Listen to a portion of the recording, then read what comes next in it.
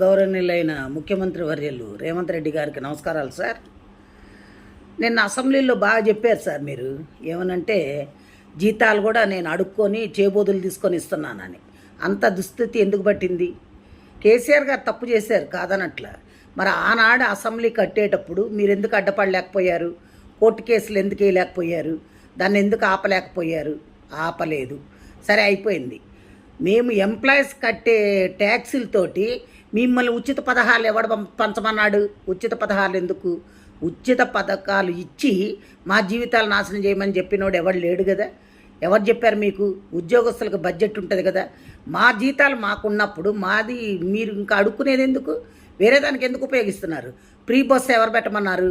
ఎవడైనా ఈ రోజుల్లో మరీ కూటికి లేని పేదలు నిరుపేదలు ఉంటే ఆధార్ కార్డు చూపెడితే వాళ్ళకి ఇవ్వాలి.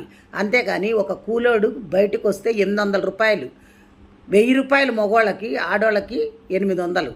అలా సంపాదిస్తున్నప్పుడు అది తీసుకెళ్ళి ఎక్కడ పోస్తున్నారు? బ్రాందీ షాపుల్లో పోస్తున్నారు. అదే నువ్వు ఈ ఉచితాలు పెట్టకుండా ఉద్యోగాలు వచ్చే పొజిషన్లో చేసుండి ఇండస్ట్రీస్ తీసుకొచ్చుంటే కంపెనీల్లో ఉద్యోగాలు వచ్చేవి చేసేవాళ్ళు. అసలు ఇవన్నీ ఎందుకండి? 150 మంది మీరు ఎమ్మెల్యేలు ఎమ్మెల్సీలు అందరూ ఉన్నారు కదా, మీ జీతాలు బంద్ చేసేయండి. మీకు జీతాలు ఎందుకు? 10 కార్లు ఎందుకు? మీ సొంత పైసలు పెట్టుకొని వాడుకోండి. కోట్లు పెట్టందే మీరు ఎమ్మెల్యేలు కావట్లా.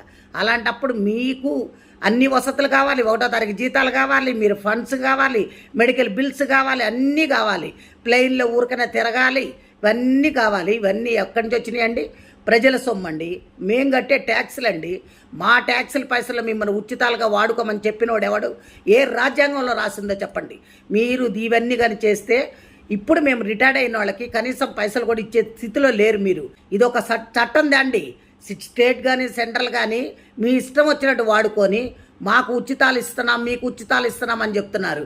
ఉచితాలు ఎవరికి ఇస్తున్నారు? ఉచితాల పేర్లతోటి మీ కార్యకర్తలకి దోసి పెట్టుకుంటున్నారు. అంతేగాని మీరు ఎవరికి ఏం చెయ్యట్లే, న్యాయం జరగట్లే అక్కడ. కాబట్టి దయచేసి మీరు ఇంకోసారి ఈ పిచ్చి సలహాలు ఇవ్వకుండా ఇప్పుడు ఎవరికైతే క్లాస్ 4th ఎంప్లాయీస్ కూడా జీపీఎఫ్ఐ పెట్టుకుంటే బిల్లులు ఇచ్చే స్థితిలో లేకుండా అయిపోయారంటే ఏమనుకుంటున్నారు? ముందు అర్జెంటుగా మా బిల్లులు మాకు పాస్ చేయండి. రిటైర్డ్ అయిన వాళ్ళకి మర్యాదపూర్వకంగా డబ్బులు ఇచ్చి పంపించండి. అది పద్ధతి. అందరు తిరగబడితే మటుకు ఊరుకునేది లేదు సార్. ఇది మంచిగా ఉండదు కూడా నేను చెప్తున్నా. Thank you.